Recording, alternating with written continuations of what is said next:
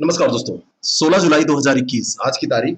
आज का जो टर्म है उत्तर प्रदेश विशेष के बारे में हमको यहाँ पर डिस्कस करना होता है। आज का जो डिस्कशन है उसमें उत्तर प्रदेश की जो सांस्कृतिक विरासत है उसमें यहाँ के जैसे नाट्य के बारे में, कुछ यहाँ के जैसे गीत हैं उनके बारे में हमको बात करनी है। कंप्लीट इस लिहाज से टॉपिक नहीं होगा क्योंकि प्रश्न बहुत बन सकते हैं, लेकिन महत्वपूर्ण प्रश्नों को हम आज डिस्कस करेंगे, फिर कभी कोई एक सेशन और कर लेंगे। पहला प्रश्न आपकी स्क्रीन पर है और इस प्रश्न का आपको उत्तर देना है। पहला प्रश्न, भारतीय नाट्य अकादमी की स्थापना किस सन में हुई थी? यहाँ पर यह भी आपको पता चल जाएगा कि ये कहाँ पर स्थापित, मतलब कब स्थापना हुई थी, यही प्रश्न आपसे पूछा जाता है। तो इस प्रश्न का उत्तर क्या है, उत्तर दीजिए। और इस प्रश्न का सही उत्तर देने वाले को कोई इनाम नहीं मिलेगा, लेकिन इतना मैं मानूंगा कि जो चीजें हैं वो मतलब लोग पढ़ रहे हैं, थोड़ा सा बढ़िया चीजें पढ़ रहे हैं। तो पहले प्रश्न का सही उत्तर है 1975। ए ऑप्शन इसका बिल्कुल करेक्ट हो जाएगा। क्या है सही उत्तर? 1975। ए ऑप्शन इसका करेक्ट है। और यहाँ पर यह ध्यान रखिएगा कि ये जो नाट्य अकादमी है ये संस्कृति विभाग के अंतर्गत आती है। 1981 में इसका नाम बदल के भारतीय नाट्य अकादमी किया गया। पहले इसका भारतीय नाट्य केंद्र के रूप में इसको स्थापित किया गया था। पहले इसकी स्थापना इसी रूप में की गई थी। चलिए अगला प्रश्न है, निम्नलिखित में से कौन सा उत्तर प्रदेश का प्रमुख लोक नाट्य है? लोक नाट्य यहाँ जैसे नौटंकी है, गुलाबो सिताबो, ख्याल, उपयुक्त सभी, ये सब दिए हैं। तो लोक नाट्य कोई जरूरी नहीं है एक ही चीज हो। प्रमुख लोक नाट्यों में कई चीजें भी हो सकती हैं। मैंने आपको इशारा किया है, अब आप उत्तर दीजिए। तो इसमें कौन सा प्रमुख लोक नाट्य है ये आपको बताना है, बताइए, है ना। फोक डांस कौन सा है? तो यहाँ पर नौटंकी भी है, गुलाबो सिताबो भी है, ख्याल भी है। तो ये डी ऑप्शन इसका बिल्कुल करेक्ट हो जाएगा। ये सारे के सारे यहाँ पर हो जाएंगे, है ना। नागर सभा, सॉन्ग सपेड़ा, ये भी इसमें आते हैं। रामलीला भी है, रासलीला है, ये सब इसी के अंतर्गत आते हैं जो हमारे यहाँ के लोक नाट्य है। अगला जो प्रश्न है, क्षेत्र अलग अलग है।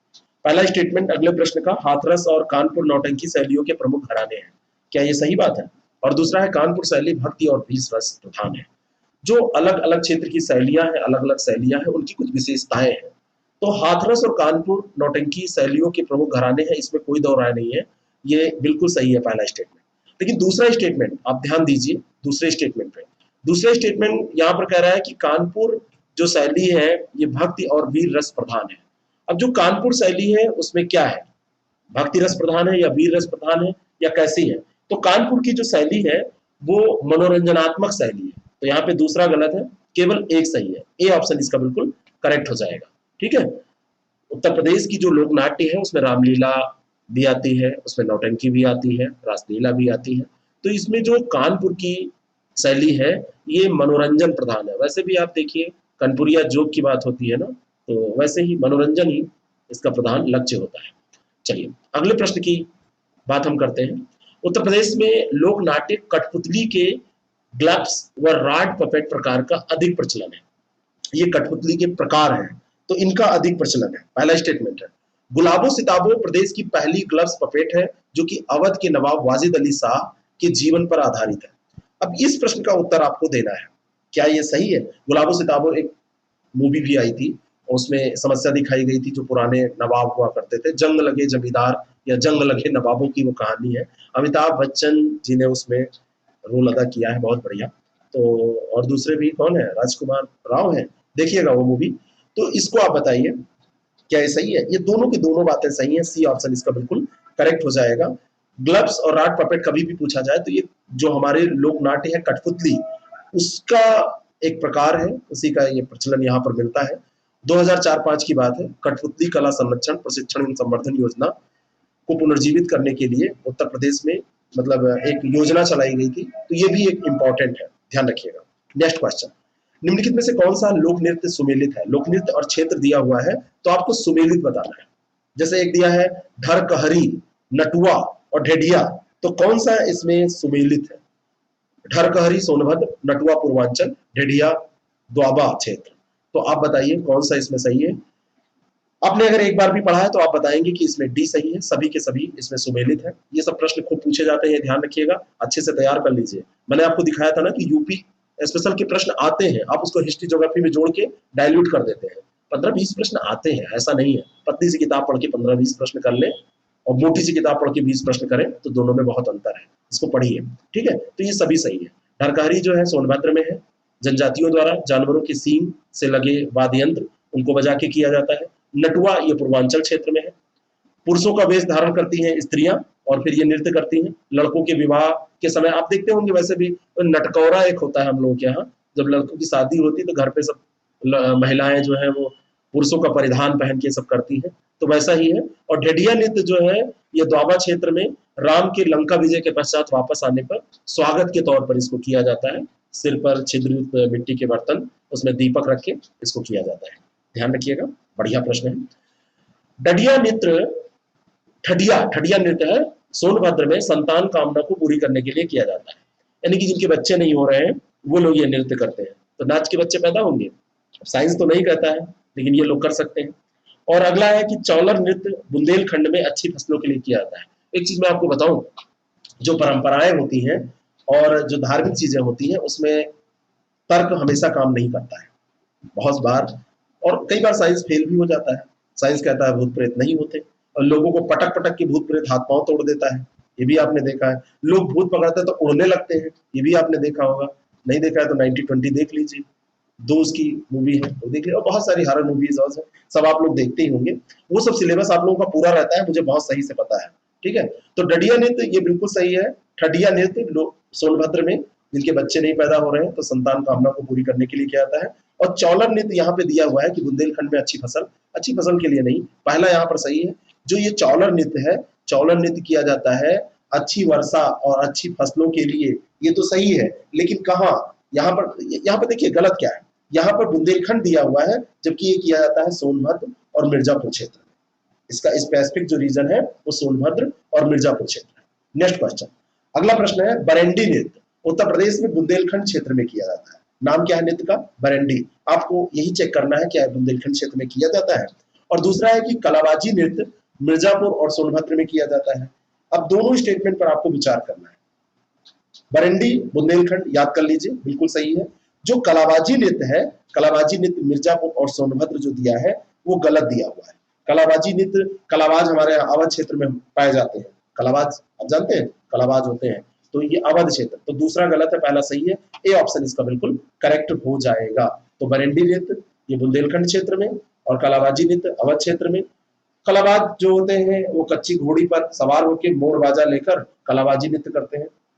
सोचिए, आप भी डांस करके देख सकते हैं, आप अपने कमरे में अकेले हैं तो वीडियो बना के स्टेटस पर डाल दीजिएगा, मैं भी देख लूंगा। एक ऐसे ही कार्तिक नृत्य होता है, ये बुंदेलखंड क्षेत्र में किया जाता है। इसमें नृतकों के द्वारा श्री कृष्ण तथा गोपियों का रूप धारण करके नृत्य गायन के माध्यम से उनके संबंधों का वर्णन किया जाता है। ठीक है, तो ये ध्यान रखिएगा। अगला प्रश्न, उत्तर दीजिए, निम्नलिखित में से कौन सा लोक नृत्य सुमेलित नहीं है? लोक नृत्य और क्षेत्र, जोगनी नृत्य अवध क्षेत्र, कटघोड़वा नृत्य पूर्वांचल और कानरा नृत्य बुंदेलखंड और दीप नृत्य अवध क्षेत्र। कौन सा इसमें सही नहीं है आपसे पूछा जा रहा है, बताइए। तो इसमें जो अंतिम दिया हुआ है दीप नृत्य यहाँ पर गलत दिया है, ये अवध क्षेत्र में नहीं है। जो दीप नृत्य है ये कहाँ पर है? ये बुंदेलखंड क्षेत्र का नृत्य है। क्षेत्र ही पूछे जाते हैं, इंपॉर्टेंट है, क्षेत्र याद रखिएगा। तो ये बुंदेलखंड क्षेत्र का है। बाकी जो जोगनी है ये रामनवमी के अवसर पर, कटघोड़वा जो है ये मांगलिक अवसरों पर, कानरा जो है ये धोबी समाज के स्त्री पुरुष के द्वारा विवाह उत्सव पर, और दीप नृत्य बुंदेलखंड क्षेत्र में अहीरों के द्वारा घड़े कलश थाली में रखकर दीपकों को प्रज्वलित करके किया जाता है। अगला प्रश्न है सायरा नृत्य बुंदेलखंड क्षेत्र में किसानों द्वारा फसल कटाई के समय खुशियां प्रकट करने के लिए गाया जाता है ना, किया जाता है, ऐसा आप कह सकते हैं। और राई नृत्य मिर्जापुर क्षेत्र में महिलाओं द्वारा किया जाने वाला एक प्रकार का मयूर नृत्य।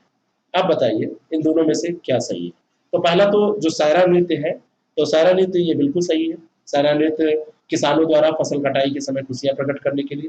राई नृत्य के बारे में आप बताइए। तो ये बुंदेलखंड क्षेत्र में किया जाता है और महिलाओं द्वारा किया जाने वाला एक प्रकार का ये मयूर नृत्य है, ये दिया हुआ है। मिर्जापुर क्षेत्र में, तो यहाँ पर ये गलत हो जाएगा, दूसरा गलत है, पहला सही है। ए ऑप्शन इसका बिल्कुल करेक्ट हो जाएगा। स्पेसिफिक याद करिए जहां पे किया जाता है। अगला जो प्रश्न है, कर्मा व सीला नृत्य सोनभद्र और मिर्जापुर में किस आदिवासी समूह द्वारा आयोजित किया जाता है? बहुत सरल प्रश्न है, कई बार ये प्रश्न पूछा गया है। कर्मा और शीला नृत्य दोनों याद रखिएगा, ये खरवार जो समूह है, आदिवासी समूह, उसके द्वारा आयोजित किया जाता है। किसके द्वारा? खरवार के द्वारा। बी ऑप्शन इसका करेक्ट है, खरवार आदिवासी समूह के द्वारा आयोजित किया जाता है। निम्नलिखित में से कौन सा सुमेलित नहीं है? नृत्य क्षेत्र और क्षेत्र दिया है, लोक नृत्य और क्षेत्र। कार्तिक बुंदेलखंड, क्या ये सही है? एक एक प्रश्न में यहाँ पे 3 3 4 प्रश्न वैसे मैं बनाता, कार्तिक कहाँ है, चरकुला कहाँ है, ठीक है, इसीलिए प्रश्नों की संख्या कम है, तैयारी ज्यादा होगी। कार्तिक याद कर लीजिए, बुंदेलखंड बिल्कुल सही है, चरकुला ब्रजभूमि सही है। पासी नृत्य जो यहाँ पे दिया है ये सही नहीं है, यही उत्तर हो जाएगा, क्योंकि जो पासी नृत्य है ये अवध क्षेत्र और पूर्वांचल में किया जाता है, पश्चिमी उत्तर प्रदेश में नहीं, है ना। और धीवर नृत्य पूर्वांचल बिल्कुल सही है, तो सी यहाँ पर गलत दिया हुआ है। नेक्स्ट क्वेश्चन, अगला जो प्रश्न है, धोबिया नृत्य अवध में प्रचलित है, यह नृत्य कहार समुदाय द्वारा किया जाता है, पहला स्टेटमेंट। और धोबिया वाला, तो ये अवध क्षेत्र में है कि नहीं है? पहला तो ये मेरे हिसाब से ये सही नहीं है, क्योंकि ये अवध क्षेत्र में नहीं है, पूर्वांचल में किया जाता है। और कहार समुदाय द्वारा इसको किया जाता है या किसके द्वारा? तो जो धोबिया नृत्य है ये कहार लोग क्यों करेंगे, नाम से ही पता है ये धोबी के द्वारा किया जाएगा, तो ये दोनों के दोनों यहाँ पर गलत है। धोबिया नृत्य पूर्वांचल क्षेत्र में किया जाएगा, और धोबी एवं गधे के मध्य आजीविका संबंधों का इसमें निरूपण किया जाएगा। जैसे धोबी क्या है, कपड़े लेके वहां जाएगा धुलने, उसमें गधे पे ला देगा, ये पूरा उसमें बताया जाएगा। तो ये दोनों चीजें याद करके पूर्वांचल मतलब याद रखिएगा। अगला जो प्रश्न है, रास नृत्य ब्रज क्षेत्र, धोबिया नृत्य पूर्वांचल क्षेत्र, धुरिया नृत्य बुंदेलखंड क्षेत्र, नटवरी नृत्य अवध क्षेत्र। तो धुबिया तो अभी आदि हो गया होगा आपको, ये पूर्वांचल है। रास लीला कहाँ? ब्रज क्षेत्र में। सोच के देखा करिए, अप्लाई किया कीजिए, रास का संबंध किससे है, रास लीला कौन करता था, तो ब्रज क्षेत्र हो जाएगा। धुरिया नृत्य बुंदेलखंड, ये भी सही है। नटवरी नृत्य यहाँ पर दिया है अवध क्षेत्र, ये गलत है, क्योंकि नटवरी ये पूर्वांचल क्षेत्र में किया जाता है। धोबिया के साथ ही इसको नटवरी को भी याद कर लीजिए, धोबी नट सब पूर्वांचल, ठीक है, तो ये ध्यान रखिएगा। जो ये धोबी नटवली है ये पूर्वांचल क्षेत्र में है, अहिरों और यादवों में प्रचलित ये नृत्य है, और नक्कारों की लय पर ये खेल मुद्दाओं में किया जाता है। निम्नलिखित में से कौन सा नृत्य पुत्र जन्मोत्सव पर बुंदेलखंड में किया जाता है? जब पुत्र पैदा होता है, पुत्र का जन्म होता है, तो बुंदेलखंड में इसको किया जाता है। रास नृत्य होगा क्या? रास नृत्य नहीं होगा।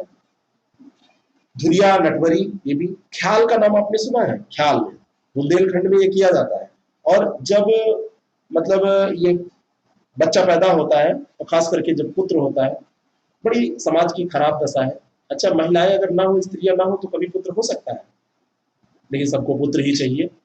अब नालायकों को ये नहीं पता है कि जब स्त्रियां होंगी नहीं तो आगे पुत्र कैसे होंगे, है ना। पत्नी सबको चाहिए, बेटी किसी को नहीं चाहिए, बहन किसी को नहीं चाहिए। तो इस नालायकपन की सीमा को क्रॉस किया हुआ जो ये मानव है, मतलब हद से गुजर गया है मानव, इसी को कहते हैं हद से गुजरना। तो खैर लोगों की सोच अब बदल रही है, जो भी है, इसको आप लोगों को तो बदलने की जरूरत है ही है। तो ये जो नृत्य है, ख्याल नृत्य, ये पुत्र जन्मोत्सव पर किया जाता है। अरे जितनी खुशी पुत्र के जन्म पे, उतनी पुत्री के जन्म पे भी होना चाहिए, सोच है समाज की। तो ठीक है, अगला जो प्रश्न है, झूला नृत्य ब्रज क्षेत्र का नृत्य है, और मयूर नृत्य मेरठ का नृत्य है। झूला नृत्य, झूला बैठ के झूल रहे हैं बिहारी, है ना, माधव, सही है, ब्रज क्षेत्र में, बढ़िया है, झूला झूल रहे हैं, राधा जी भी होगी। मयूर नृत्य मेरठ का नृत्य यहाँ पर दे रहा है, मयूर नृत्य मेरठ में नहीं होगा, है ना। मेरठ वाले तो डंडा लाठी लेके नृत्य करेंगे, तो ये मयूर नृत्य मोरनी बन के नाचू वाला एक गाना है ना, तो मेरठ का नहीं है, ये याद कर लीजिएगा, ये भी आपका ब्रज क्षेत्र में ही मिलेगा। तो ए ऑप्शन इसका करेक्ट हो जाएगा, केवल एक सही है। जो मयूर नृत्य है ये ब्रज क्षेत्र का नृत्य है। नर्तक मोर के पंख से बने विशेष वस्त्र धारण करते हैं, और मोरनी बन के डांस करते हैं। उत्तर प्रदेश का एकमात्र शास्त्रीय नृत्य कथक है, ये बात तो 16 आने सच है। महाभारत में भी इसका वर्णन मिलता है। अवध के नवाब वाजिद अली शाह के दरबार में इसका विकास, यहाँ पे कंफ्यूजन होता है महाभारत में कि रामायण में, तो महाभारत में मिलता है, और वाजिद अली शाह के दरबार में इसका विकास हुआ। तीनों की तीनों स्टेटमेंट सही है, याद कर लीजिए, इससे ज्यादा इस पे डीप में और कोई प्रश्न नहीं पूछा जाएगा, है ना। बाकी इसमें पूछा क्या जाएगा, जैसे पंडित बिरजू महाराज है ना, और ये इसके मुख्य प्रतिनिधि माने जाते हैं। लखनऊ शैली के कथक नृत्य में सुंदरता व प्रकृति का संतुलन होता है, ये पूछा जा सकता है। इसमें कलात्मक रचनाएं ठुमरी आदि अभिनय के साथ तथा होरिस शाब्दिक अभिनय और आंसू रचनाएं, जैसे भावपूर्ण शैली भी इसमें, जैसे आंसू प्रकट हो जाना, मतलब आंसू आना, ठुमरी, ये सारी चीजें इसमें दिखाई जाती है। ये सब बहुत कठिन काम है, बड़ा इसमें रियाज करना पड़ता है, रिहर्सल। निम्नलिखित में से कौन सा युग्म सुमेलित नहीं है। 17 नंबर प्रश्न का उत्तर दीजिए। लोकगीत और क्षेत्र, सोहर अवध क्षेत्र, नकटा ब्रज क्षेत्र, आल्हा विशेषता यह बुंदेलखंड में, कजली मिर्जापुर में, ये दिया हुआ है। नकटा जो है ये यहाँ पे दिया है ब्रज क्षेत्र, बताइए क्या ये सही है? नकटा, नकटा जो है ये अवध क्षेत्र और पूर्वांचल दोनों में पाया जाता है। पश्चिम में ब्रज पड़ता है तो ब्रज में नहीं पाया जाता, यही इसका सही उत्तर हो जाएगा। बाकी सोहर, सोहर आपने सुना है आप लोगों ने? सोहर जो गाया जाता है, सर्च करिए अभी यूट्यूब पे, सुनिए एक आध सोहर, ये सब जानना चाहिए, इंटरव्यू में भी पूछ लेते हैं, ठीक है ना? तो ये सब आपकी लोक कला है, लोक की बात है, लोक संस्कृति से आप अपना पीछा नहीं छुड़ा सकते, ठीक है ना? बाकी आला के बारे में तो आप जानते ही हैं, आला तो जानते ही होंगे, बुंदेलखंड में गाया जाता है, वीर रस का भाव इसमें होता है। अगला प्रश्न, सोहर अवध क्षेत्र का प्रसिद्ध लोकगीत है, इसमें कोई दो राय? सोहर जो है ये बच्चों के जन्म के उपलक्ष्य में अवध क्षेत्र में गाया जाता है, सही है।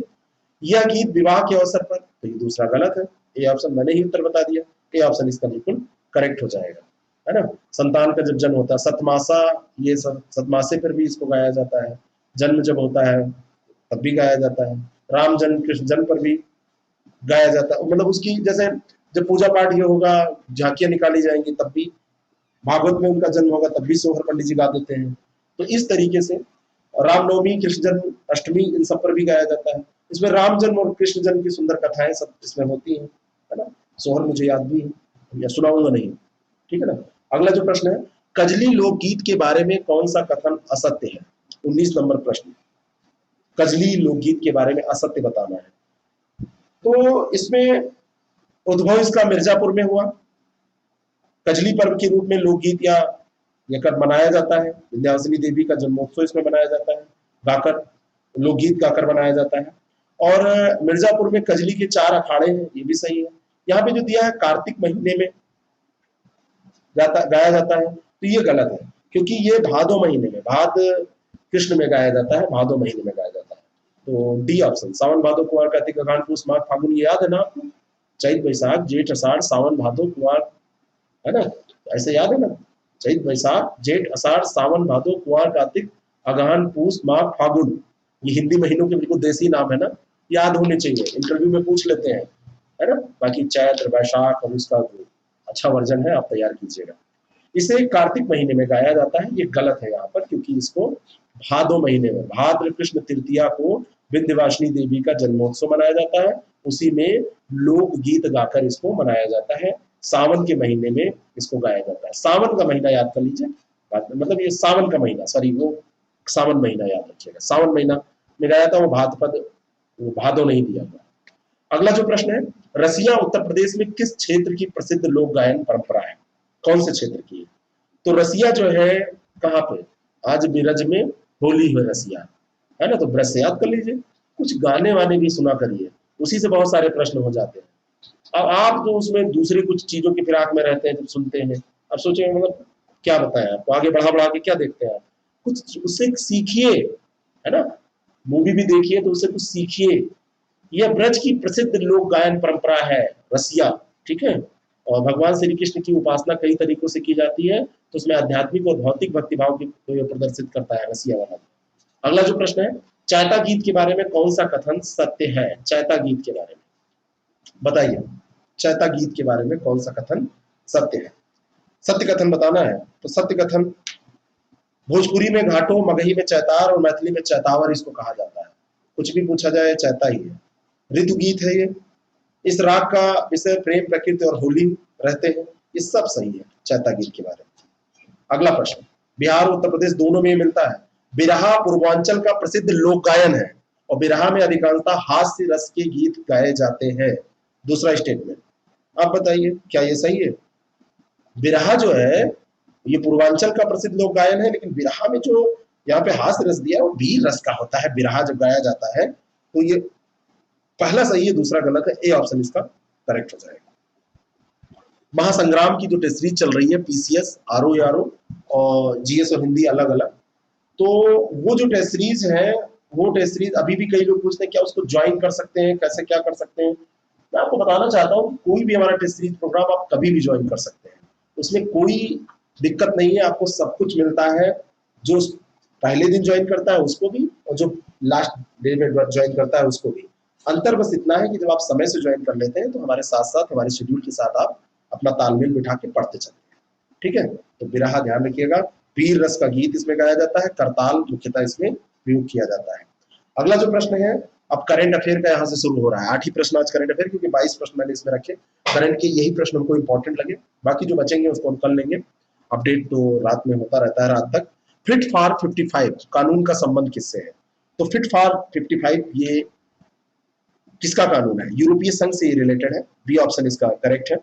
यूरोपीय संघ की कार्यकारी शाखा ने इस दशक में ग्लोबल वार्मिंग के कारण गैसों के उत्सर्जन में 55% की कटौती करने के लिए, अपनी प्रतिज्ञा को पूरा करने के लिए एक नया कानून जारी किया है।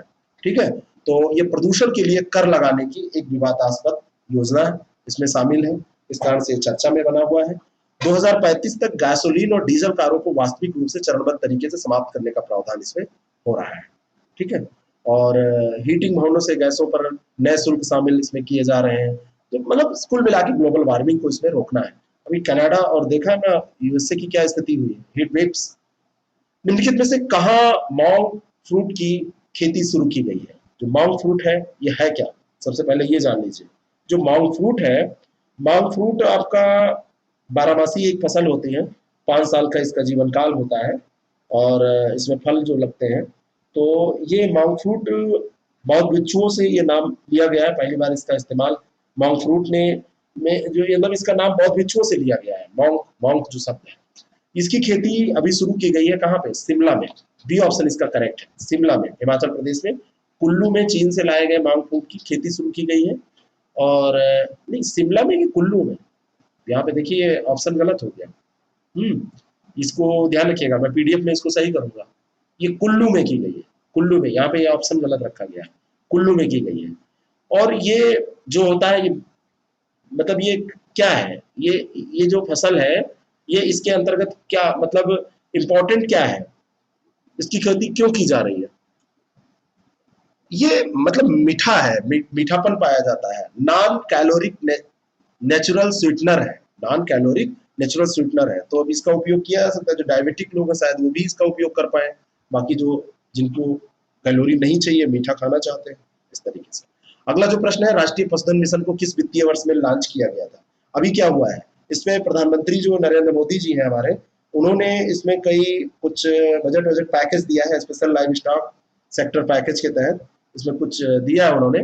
तो ये जो पैकेज है, तो ये तो दे दिया, लेकिन ये राष्ट्रीय पशुधन मिशन को किस वर्ष लॉन्च किया गया था, ये यहाँ पर इंपॉर्टेंट प्रश्न बन सकता है। तो 2014-15 में इसको लॉन्च किया गया, बी ऑप्शन इसका करेक्ट हो जाएगा, 2014-15। नेक्स्ट क्वेश्चन, 15 जुलाई 2021 को तमिलनाडु के पूर्व मुख्यमंत्री कुमारस्वामी कामराज की जयंती मनाई गई। कामराज के बारे में आप जानते हैं? कामराज प्लान के, कामराज योजना के नाम सुना है आपने? नहीं सुना है तो जान लीजिए। 1963 में दिए गए इनके सुझाव के अनुसार कामराज योजना एक चलाई गई थी, तो उसको कामराज योजना नाम ही दिया गया था। तो ये दोनों के दोनों स्टेटमेंट यहाँ पर सही हो जाएंगे, सी ऑप्शन इसका बिल्कुल करेक्ट है।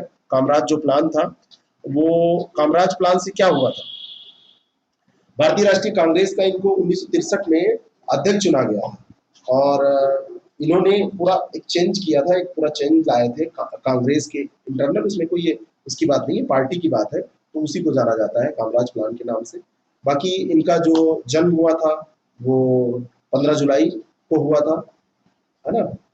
नहीं, 15 जुलाई ये हाँ, और ये एक चीज ध्यान रखिएगा, इनकी ये जयंती मनाई गई है, और इनका जो जन्म हुआ था ये कहाँ पे हुआ था? तमिलनाडु में, तमिलनाडु में हुआ था, और वहां पर ये मुख्यमंत्री के रूप में भी इन्होंने काम किया है। ठीक है ना, 15 जुलाई 2021 को ये इनकी जयंती मनाई गई है, और ये तमिलनाडु, तमिलनाडु ध्यान रखिएगा, ये प्रश्न बन सकता है जब भी चर्चा में कोई आता है सर, तो बन सकता है। तो भारत की राजनीति को आकार देने में अग्रणी भूमिका इन्होंने पूरी निभाई थी, क्योंकि उस समय कांग्रेस की सब कुछ थी। अगला जो प्रश्न है, हाल ही में केंद्रीय मंत्रिमंडल ने केंद्र सरकार के कर्मचारियों और पेंशन भोगियों के लिए महंगाई भत्ते और महंगाई राहत यानी कि डीए और डीआर में कितने प्रतिशत की बढ़ोतरी को मंजूरी प्रदान की है? इंपॉर्टेंट प्रश्न है। तो इसमें जो मंजूरी प्रदान की गई है वो 11% है ना, तो 17% से बढ़ा के 28% कर दिया गया है। क्या क्या किया गया है? 17 से बढ़ा के 28 क्या किया गया है? जैसे एक डीए होता है और एक डीआर होता है, तो 11% तो इसमें बढ़ाया गया है, दोनों में 11% की बढ़ोतरी की गई है। अब देखिए, महंगाई भत्ते और महंगाई राहत दोनों में, महंगाई भत्ते और महंगाई राहत में, जिसे महंगाई भत्ते को 17% से बढ़ा के 28% कर दिया गया, ठीक है। तो मौजूदा 17% से बढ़ा के इसको 28% इन्होंने कर दिया है, और इससे 34,400 करोड़ रुपए का अतिरिक्त खर्च वहन करना पड़ेगा, ठीक है।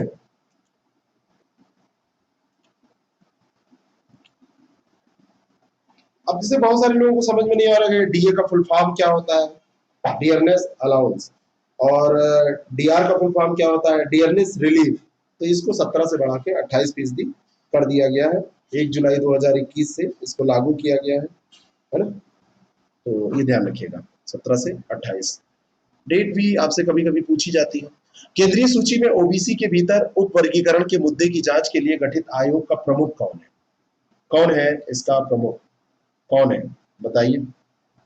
गठित जो आयोग है इसका प्रमुख कौन है? ये प्रश्न इंपॉर्टेंट प्रश्न है, पता है आपको, बहुत इंपॉर्टेंट प्रश्न है। तो इसका प्रमुख कौन है बता दीजिए। और इसका सही उत्तर है जी रोहणी। जी रोहणी की अध्यक्षता में ये पहले भी हम चर्चा कर चुके हैं। उप वर्गीकरण की जो बात चल रही थी, संविधान के अनुच्छेद 340 के तहत गठित आयोग के कार्यकाल के 11वें विस्तार को 31 जनवरी 2022 तक 6 महीने के लिए अभी मंजूरी दी गई है। इस कारण से फिर से चर्चा में आया है। तो ये जी रोहणी इसके मतलब अध्यक्ष है। अगला जो प्रश्न है, उत्तर पूर्वी लोक चिकित्सा संस्थान, north eastern institute of folk medicine, तो लोक चिकित्सा की बात हो रही है, तो ये कहाँ पर है, किस राज्य में, किस शहर में स्थित है? यहाँ पर कर लीजिए, किस राज्य के किस शहर में स्थित है, किस शहर में स्थित है, यहाँ पे करिए, राज्य नहीं, क्योंकि ये शहर की बात हो रही है ना। तो ये बताइए किस शहर में स्थित है। ये दोनों चीजें मैं सही करके आपको दूंगा, एक वहां पे गड़बड़ी हुई थी और एक ये, है ना। तो ये पासीघाट में स्थित है, और पासीघाट में राज्य पूछा जाएगा तो क्या पूछा जाएगा, अरुणाचल प्रदेश। ये प्रणालीगत अनुसंधान पारंपरिक लोक चिकित्सा के प्रलेखन और क्षेत्र की औषधीय प्रथाओं के लिए स्थापित किया गया है। जो मतलब लोग हमारी चिकित्सा प्रणाली है उस पर गवर्नमेंट बहुत जोर दे रही है, और वास्तव में एलोपैथी से दूर हटने की जरूरत भी है। अगला प्रश्न है, संघाई सहयोग संगठन की बैठक 2021 का आयोजन स्थल कौन सा शहर है? इसका उत्तर दीजिए। बहुत ही बढ़िया प्रश्न है। 2021 में यह बैठक कहाँ होगी? उत्तर दीजिए। कौन कौन उत्तर दे रहा है? और इसका सही उत्तर दुशांबे है। क्या है? दुशांबे। 2021 की जो बैठक है तो ये दुशांबे में होगी, दुशांबे, ठीक है। और तजाकिस्तान की ये राजधानी है, खूब प्रश्न में पूछी भी जाती है ये। जो हमारे एस जयशंकर हैं विदेश मंत्री, फॉरेन मिनिस्टर, तो वो उसका प्रतिनिधित्व करेंगे, मतलब किया उन्होंने, आयोजित की गई है, ये होगी नहीं, यहाँ पर होगा। यहाँ पर कौन सा शहर है आयोजन स्थल, ये बात है, होगी मैं गलत बोल गया था, तो ये हुई है। तो ये पहले भी एक्चुअली इसको हमने डिस्कस किया था, इसीलिए बार बार वही निकल रहा है। तो ये हो गई है। और आतंकवाद की वित्त पोषण के रोकने का आग्रह, ये हर बार इस बैठक में होता रहता है। रूस, चीन, पाकिस्तान के विदेश मंत्री इसमें शामिल हुए। अब जिस बैठक में खुद वो शामिल हो रहे हैं, काहे वो रोकेंगे? यही सब चीजें हैं, इनको सब निकाल के फेंक देना चाहिए, इनको जुतियाना चाहिए पाकिस्तान वालों को, तभी ये सब बंद करेंगे। तो ये ध्यान रखिएगा, बढ़िया प्रश्न है। ये हुई है यानी हो गई है, ये ध्यान रखिएगा, होना नहीं है। दुशांबे ताजिकिस्तान की राजधानी। तो इसको खूब शेयर कीजिए, कहीं भी मत शेयर कीजिए, खुद भी मत पढ़िए, है ना, क्योंकि कहने से कोई फर्क नहीं पड़ना है। और लेकिन अपने साथ ईमानदारी जरूर करिएगा कि आप अपना इतने क्वेश्चन तैयार कर लीजिए किसी भी तरीके से, ठीक है। और ये जुलाई, जब तक ये चल रहा है 31 जुलाई तक, तो आप इसका लाभ उठाइए। Thank you so much.